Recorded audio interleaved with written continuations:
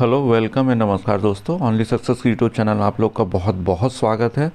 और आज हम लोग डिस्कस करने वाले हैं बहुत इंपॉर्टेंट टॉपिक, गवर्नर जनरल और वायसराय की लिस्ट है।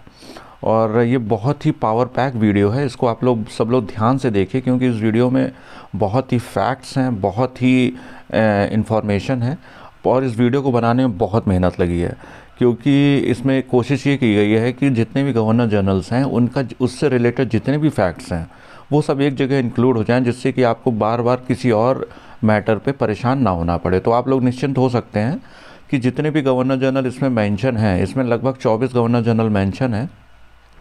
तो इसमें उनसे रिलेटेड जिस गवर्नर जनरल के कार्यकाल में जितना भी इवेंट्स हुए हैं वो सब लगभग इसमें इंक्लूड कर दिया गया। तो आप लोग को परेशान होने की बिल्कुल भी ज़रूरत नहीं है। अच्छा, एक चीज़ और, आज थोड़ा सा एक नया एक्सपेरिमेंट बेसिस पे किया गया है। मुझे लग रहा था कि जो भी मैटर होता है, नोट्स जितने भी रहते हैं, सब जो है पीडीएफ इंग्लिश में रहता है।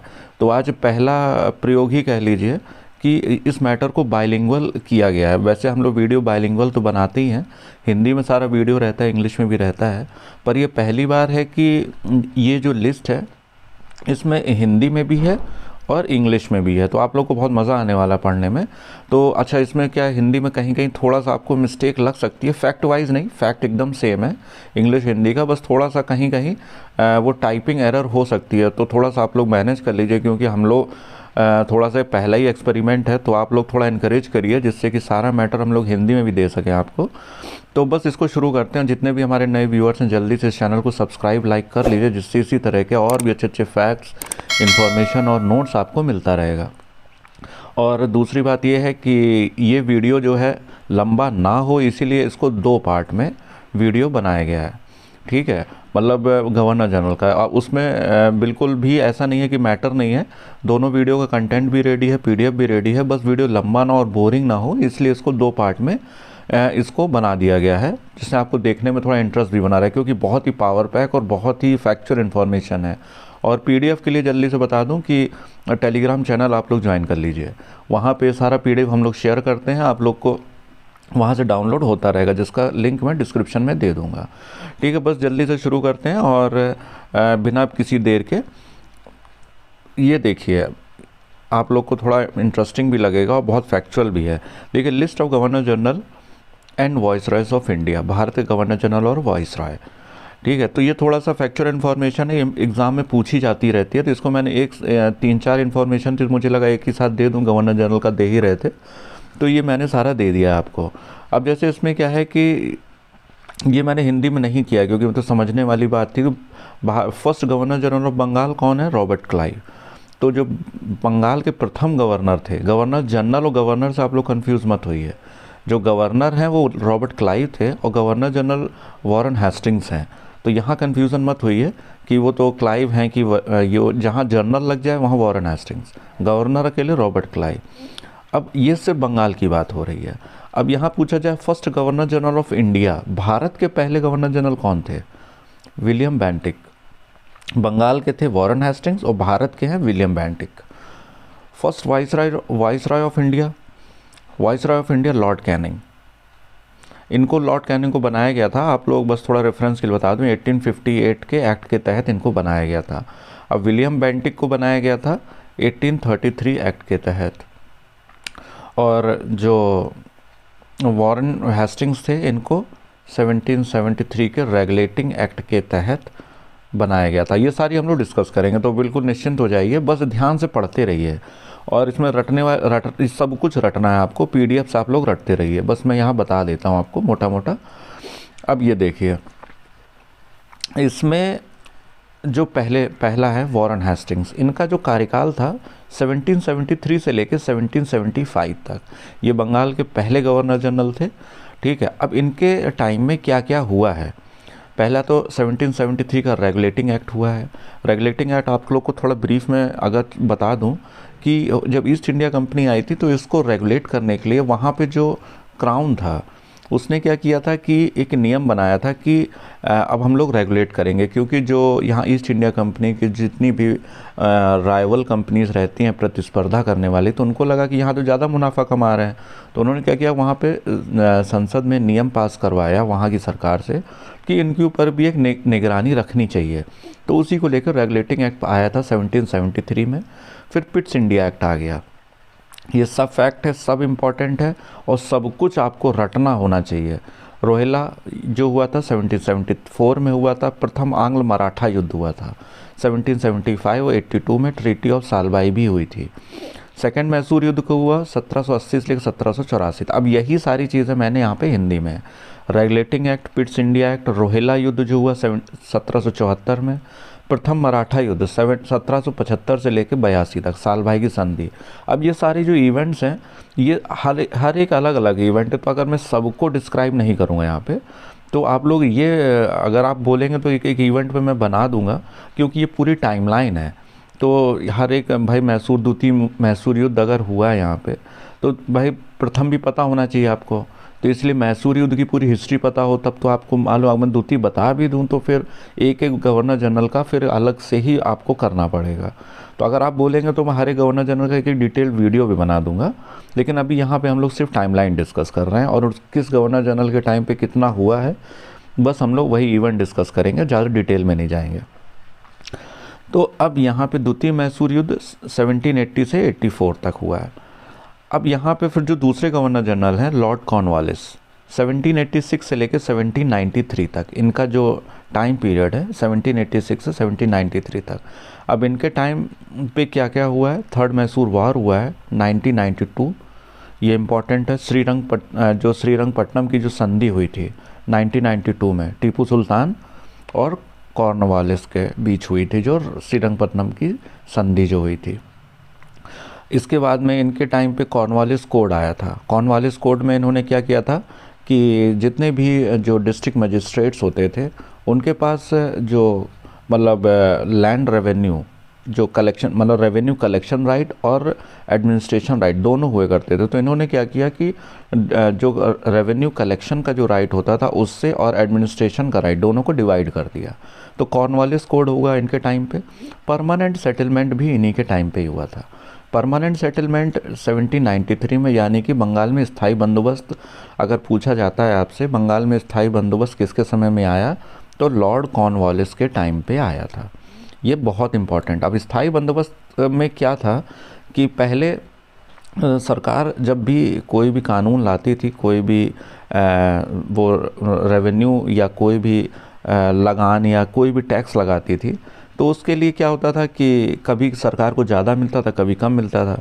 तो सरकार ने एक नियम लाए कॉर्नवालिस के टाइम पे कि एक काम करते हैं कि एक फ़िक्स कर देते हैं कि अगर मान लीजिए अगर हमें 100 रुपये हमने फ़िक्स कर दिया, तो हमने मतलब क्या किया कि पिछले 10 साल का एवरेज निकाला और उसको फिक्स कर दिया, उसमें 100 अगर निकल रहा है तब आपका जो भी पैदावार है फसल की, आप चाहे कम हो या ज़्यादा हो, हमें 100 रुपये ही चाहिए।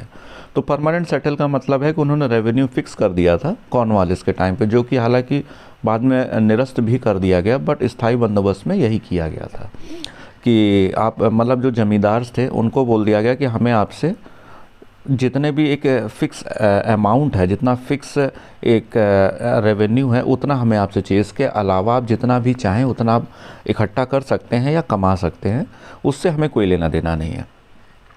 तो 1793 में ये हुआ था। इसी में एक रैयतवारी भी हुआ था, लेकिन वो दूसरा हुआ था, आगे हम लोग डिस्कस करेंगे। महलवाड़ी, ये भी हम लोग आगे डिस्कस करेंगे।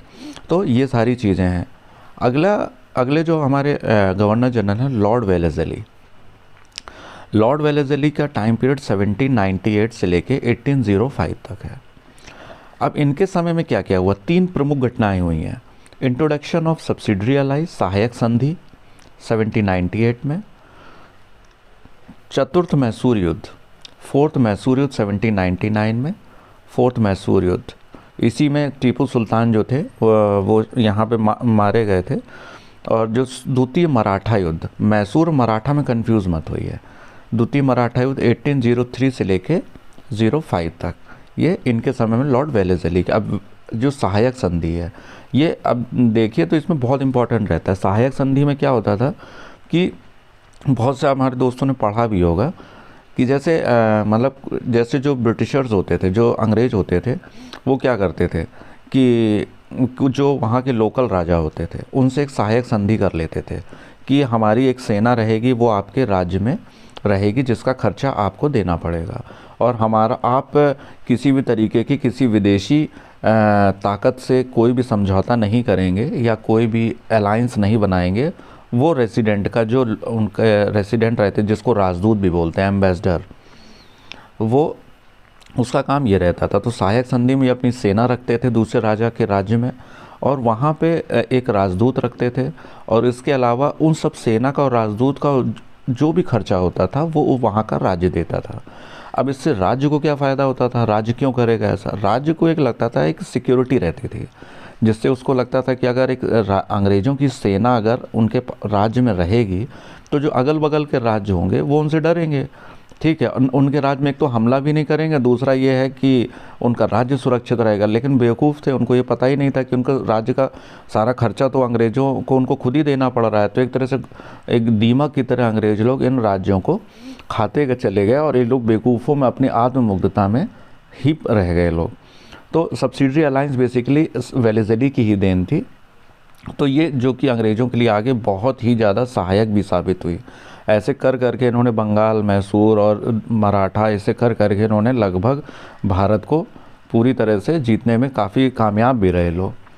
अच्छा, अगला अब मराठा वार और मैसूर वार, तो ये तो एक डिटेल अलग अलग है, तो ये तो रहने देते हैं। पर यहाँ पे याद कर लीजिए 1799 में फोर्थ मैसूर वार हुआ था।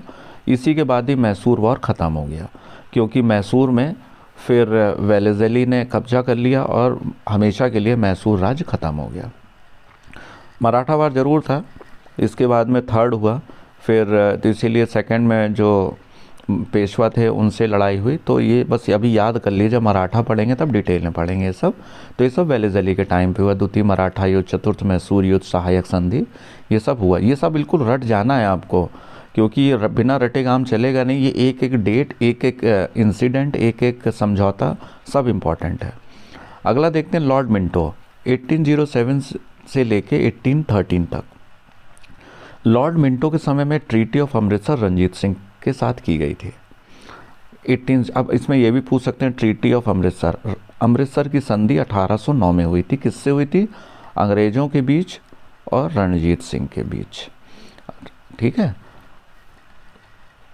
मतलब इसमें क्या हुआ था कि जो उत्तर भारत में कि पूरब की तरफ जो है रणजीत सिंह नहीं विस्तार करेंगे अपना, उनका अब जो भी विस्तार करना है, जो भी सिंध नदी थी उसके पश्चिम की तरफ भी विस्तार करेंगे। जैसे ये है तो इधर पे पंजाब की तरफ यहाँ विस्तार नहीं करेंगे। यहाँ पे अंग्रेज़ों को ये था कि हमारा राज्य, यहाँ पर रणजीत सिंह अगर विस्तार करेंगे तो अंग्रेज़ों के लिए फिर एक चुनौती हो जाएगी। तो सीधे सीधे लॉर्ड मिंटो के समय में ही अमृतसर की संधि रणजीत सिंह के साथ हो गई थी, जिससे कि उनका जो राज्य का विस्तार पे काफ़ी रोक लग गई और प्रतिबंध भी लगा दिए गए थे। तो लॉर्ड मिंटो के समय हुई ये प्रमुख यहाँ पे ट्रीटी यही हुई थी। अब लॉर्ड हेस्टिंग्स के समय में, हेस्टिंग्स का टाइम पीरियड है 1813 से लेके 1823 तक। अब हेस्टिंग्स में जितने भी हैं, इनका भी आप लोग डेट ज़रूर याद कर लीजिए, जितने भी गवर्नर जनरल्स हैं। अब इनके समय में क्या क्या हुआ? एंग्लो नेपाल वॉर 1814 से लेकर 1816 तक, और ट्रीटी ऑफ सगौली हुई, संगौली। इसको यहाँ देख लेते हैं, आंग्ल नेपाल युद्ध 1814 से 16 और संगौली की संधि हुई किसके समय में? लॉर्ड हेस्टिंग्स के समय में। संगौली की संधि किसके समय हुई? हेस्टिंग्स के समय में। ये बहुत इंपॉर्टेंट है, पूछ लेते भी हैं। आंग्ल नेपाल युद्ध किसके समय में हुआ है? आंग्ल नेपाल, लॉर्ड हेस्टिंग्स के समय। तो ये लॉर्ड हेस्टिंग्स में ये हो गया। अच्छा, और क्या हुआ है? Third Maratha war. Third Maratha war ये 1817 से लेके बस यही था। इसके बाद में मराठाओं की जो ताकत थी भारत में पूरी तरह से ख़त्म हो गई, और यहाँ इसके बाद में फिर अंग्रेज़ों का एक छत्र राज तो पहले भी हो गया था, पर एक जो ताकत जो अंग्रेज़ों को चुनौती दे सकती थी उसको 1817 से लेके 1819 के बाद में ये आखिरी ताकत थी। इसके बाद ख़त्म हो गया। फिर इसके बाद में अंग्रेज़ों को चुनौती देने वाली कोई भी भारत की ताकत नहीं रह गई थी। तो लॉर्ड हेस्टिंग्स के समय में दो दो ये चीज़ें हुई हैं। एक तो आंग्ल नेपाल युद्ध हुआ, मराठा युद्ध हुआ है, और इसके बाद में रैयतवारी सिस्टम में जो बात कर रहा था 1820 में, ये भी हुआ है रैयतवारी से। अब रैयतवारी जो हुआ है ये कहाँ हुआ है? ये पहली बात तो 1820 है, ये आपको पता होना चाहिए। और ये जो प्रथा लागू हुई थी ये दक्षिण भारत में हुई थी, साउथ इंडिया में। कहाँ पे? मद्रास में हुई थी, कुछ बॉम्बे का हिस्सा था, ठीक है। तो ये इन जगह पे रैयतवारी सिस्टम लागू किया गया था। और ये किसके समय में हुआ है? ये हमारे लॉर्ड हेस्टिंग्स के समय में। ये बहुत इंपॉर्टेंट है, तो ये आप लोग याद कर लीजिए। अब यहाँ पे हम लोग अगला पढ़ लेते हैं लॉर्ड एमरेस्ट को। लॉर्ड एमरेस्ट का जो टाइम पीरियड है 1823 से लेके 1828 तक। अब यहाँ पे इनके टाइम पे जो एक मेजर इवेंट हुआ है first Burmese war, first Burma युद्ध, प्रथम बर्मा युद्ध 1824 से लेके 1826 तक। एमरेस्ट के समय बर्मा युद्ध अगर पूछा जाए तो एमरेस्ट ही आंसर होगा, 1824 से लेके 1826 तक। ये सारी डेट्स इंपॉर्टेंट हैं, आप लोग एकदम रट डालिए पूरा, एक भी डेट्स बाहर नहीं जानी चाहिए, क्योंकि आपका गवर्नर जनरल से रिलेटेड एक भी क्वेश्चन बाहर नहीं जाएगा। इसको बनाने बहुत मेहनत लगी है इस वीडियो को, तो आप लोग बस इसको बस प्लीज़ पढ़ डालिए पूरा अच्छी तरह से। तो अच्छा, अगला जो है लॉर्ड विलियम बेंटेक। इनके टाइम आपने पढ़ा भी हो, कई सारे सामाजिक सुधार भी हुए हैं और कई सारी चीज़ें। राजा राम मोहन राय को साथ मिलके इन्होंने सती प्रथा का अंत भी किया था। तो सती प्रथा का अंत देखिए, जैसे ये है एबॉलिशन ऑफ सती 1829 में हुआ, चार्टर एक्ट 1833 ये हुआ है। सती प्रथा का उन्मूलन हुआ 1829 में, चार्टर एक्ट 1833 में। तो ये दो प्रमुख घटनाएं हैं, ठीक है।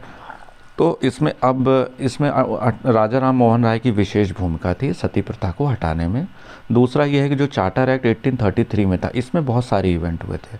इसमें क्या हुआ, जो ऊपर नोट में दिया हुआ है, इसमें जो बंगाल का गवर्नर जनरल हुआ करता था, बंगाल का गवर्नर जनरल, वो अब भारत का गवर्नर जनरल ऑफ इंडिया हो गया है। गवर्नर जनरल ऑफ इंडिया किस एक्ट के तहत? 1833 के एक्ट के तहत। ये ऊपर मैंने बता दिया है, पर इसको आप भी नोट डाउन कर लीजिए, ठीक है। अब यहाँ पे अच्छा, इसमें कई सारे और भी अच्छे अच्छे प्रोविजन है। मुझे सोच रहा कि एक वीडियो में सोच रहा हूँ सारे एक्ट्स पे ही बना दूँ, जिसमें कई सारे एक्ट्स में अलग अलग क्लॉज हैं, हिस्ट्री और जीएस दोनों के लिए बड़ा इंपॉर्टेंट रहेगा। अब इसमें जैसे इसमें क्या है, एक लॉ मेंबर भी ऐड हो गया था काउंसिल में गवर्नर जनरल की, तो ये इम्पॉर्टेंट है। और जो नौकरियों के लिए कई सारे प्रोविज़न्स आ गए थे, तो अलग अलग है, पर यहाँ के लिए इम्पॉर्टेंट है 1833 एक्ट इनके समय पास हुआ, जिसमें भारत का गवर्नर जनरल विलियम बेंटेक को बनाया गया। अगला जो इम्पोर्टेंट है लॉर्ड ऑकलैंड का। इनके समय क्या हुआ? फर्स्ट अफगान वार 1838 से लेके 1842 तक। प्रथम अफगान युद्ध 1838 से लेके 1842 तक। अगला देख लेते हैं लॉर्ड हार्डिंग्स वन फर्स्ट। ये फर्स्ट है, इसको ध्यान रखिए। 1844 से लेके 1848 तक। इनके समय क्या हुआ? फर्स्ट एंग्लो सिख वॉर 1845 से 46 तक, और ट्रीटी ऑफ लाहौर 46 में, इसी से ये युद्ध समाप्त हुआ था, एंग्लो सिख वॉर, ठीक है। अब इसमें क्या? प्रथम आंग्ल सिख युद्ध 1845 से 46 तक, और लाहौर की संधि 1846 में। अब लाहौर की संधि किसके समय में हुई है? तो अब लॉर्ड हार्डिंग फर्स्ट जरूर याद रखिए, कन्फ्यूज़न में कभी फर्स्ट और सेकंड भी आ जाता है। अब इनके समय में क्या हुआ? जो कई सारे सामाजिक सुधार भी किए गए, महिला भ्रूण हत्या का अंत किया गया, इस पे मतलब कानून बनाया गया। तो लॉर्ड हार्डिंग के समय में आंग्ल सिख युद्ध भी हुआ, लाहौर की संधि हुई है, और महिला इन्फेंटिसाइड, महिला भ्रूण हत्या पे भी रोक लगाई गई। अगला अब देख लें लॉर्ड डलहौजी। अब इनको देखिए बहुत से लोग जानते हैं, इनके समय में तो ऐसे ऐसे काम हुए हैं कि शायद इनको कोई भूलेगा नहीं। मुझे लगता है कि डलहौजी का नाम तो लोग व्यंगों में भी यूज़ करते हैं। अब लॉर्ड डलहौजी का टाइम पीरियड 1848 से लेके 1856 तक है।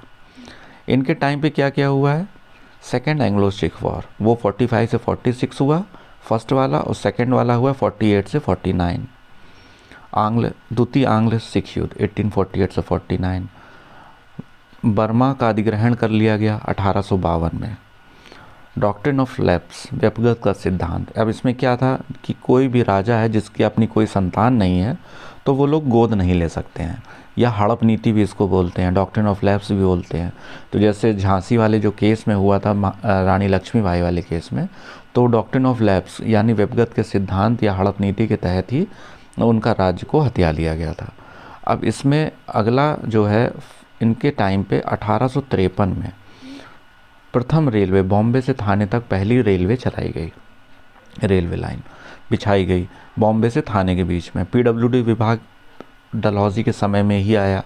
तो अब ये भी वुड्स डिस्पैच जो था 1854 में, ये था शिक्षा से संबंधित, एजुकेशन से रिलेटेड वुड्स डिस्पैच था, ये आया डलहौजी के टाइम पे। तो एजुकेशन का जो डेवलपमेंट हम लोग पढ़ेंगे, development of education during British period, तो मतलब शिक्षा का विस्तार ब्रिटिश काल में। तो वहाँ पे जितने भी हंटर कमीशन हो गया, बटलर कमीशन हो गया, वुड्स डिस्पैच हो गया, मतलब सैडलर हो गया, मतलब इस तरह के कई सारे कमीशन हैं, और मतलब राधा कृष्णन कमीशन हो गया, ये सब हम लोग पढ़ेंगे। तो वो वहाँ हम लोग डिस्कस करेंगे। अगला जो है लॉर्ड कैनिंग हम लोग देख लेते हैं। लॉर्ड कैनिंग का टाइम पीरियड था 1856 से लेके 62 तक। अब इनके टाइम में क्या क्या हुआ है? Revolt of 1857। अब यहाँ पूछा जाए कि 1857 का जो विद्रोह है किसके समय में हुआ? लॉर्ड कैनिंग के समय हुआ। और इनके समय क्या हुआ? इस्टेब्लिश 3 यूनिवर्सिटीज़, कलकत्ता, मद्रास, बॉम्बे 1857 में। एक तो विद्रोह हुआ, दूसरा वैसे देख लेते हैं लड़ाई भी हुई है और स्कूल यूनिवर्सिटी भी बनाई गई है। तो पहली यूनिवर्सिटी कौन कौन सी थी? कलकत्ता, मद्रास और बॉम्बे। मतलब जितने भी, पहले यहाँ पे कलकत्ता है, फिर नीचे आई है मद्रास है, फिर बॉम्बे है, वी बना रहा है। तो ऐसे भी आप लोग याद कर सकते हैं, ठीक है। तो ये 3 यूनिवर्सिटी अगर पूछा जाए तो कैनिंग के समय ही बनाई गई। दूसरा ये है कि इनके समय में 1858 का जो एक्ट है ये कैनिंग के समय पास हुआ, जिसमें ईस्ट इंडिया कंपनी को समाप्त करके इसकी जो भी है पावर है, ये सत्ता कह लो, क्राउन के पास हस्तांतरित कर दी गई। Transfer of power to crown 1858 में। इंडियन काउंसिल एक्ट 1861 ये किसके समय पारित हुआ? ये भी कैनिंग के समय ही पारित हुआ है। अब आज के इस वीडियो में अब लास्ट देख लेते हैं। लॉर्ड जॉन लॉरेंस 1864 से लेकर 69 तक, इनके समय भूटान वॉर हुआ है 1865 में। हाई कोर्ट्स इन्हीं के समय बनाई गई हैं। कलकत्ता मतलब यूनिवर्सिटी भी बनाई गई हैं, और इन्हीं 3 शहरों में हाई कोर्ट भी बनाई गई है। वो 57 में बनाई गई है और ये हाई कोर्ट बनाई गई 1865 में। भूटान युद्ध 1865, कलकत्ता, मद्रास, बॉम्बे हाई कोर्ट की स्थापना, ये सब आप लोग देख लीजिए। तो बाकी इस वीडियो में इतना ही है। नेक्स्ट जो वीडियो है, मतलब जो बचे हुए 12 से 13 गवर्नर्स और भी हैं, वो नेक्स्ट वीडियो पार्ट 2 में ये वो सारा इसमें कवर कर देंगे। बाकी PDF तो एक साथ ही आपको मिल जाएगा, पर ये पार्ट 1 है, पार्ट 2 में नेक्स्ट वीडियो है। ये दोनों वीडियो आपको एक साथ मिल जाएंगे, तो आप लोग निश्चिंत रहिए। और बस वीडियो लंबा ना हो और बोझिल ना हो, इसीलिए मैंने बहुत एक लंबा वीडियो नहीं बनाया है। तो बस ठीक है दोस्तों, इसी तरह आप लोग जुड़े रहिए, और अच्छे अच्छे वीडियोस के लिए आप लोग और अच्छे से एनकरेज करिए। व्यूज़ आप लोग करते ही हैं, आप लोग प्लीज़ चैनल को सब्सक्राइब ज़रूर करिए, जिससे कि और अच्छे वीडियोस बनाने के लिए मोटिवेशन भी रहेगा। और अच्छे अच्छे देखिए, आज एक्सपेरिमेंट बाइलिंगुअल का किया है, कैसा लगा आपको, इसको आप लोग कमेंट में ज़रूर बताइए, जिससे कि थोड़ा सा और भी एनकरेज रहेंगे और अच्छे अच्छे मटेरियल्स बाइलिंगुअल देने के लिए। तो ठीक है दोस्तों, फिर मिलते हैं अगले इसी के पार्ट 2 में। Thanks for watching, thank you so much.